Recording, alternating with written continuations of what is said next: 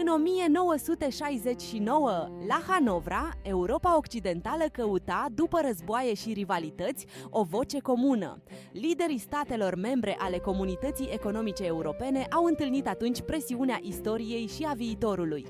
După prosperitatea economică, problema adevărată rămânea politică: cum să coordoneze Europa fără să-și piardă suveranitatea.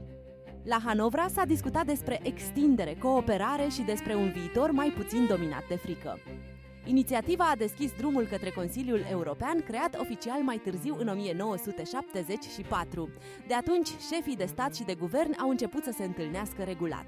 Acolo s-a născut treptat ideea unei Europe unite politic, nu doar economic. Pentru continentul ieșit din distrugeri, Hanovra a fost un pas mic, dar decisiv. Iar acest pas avea să pregătească Europa care, decenii mai târziu, urma să se lărgească.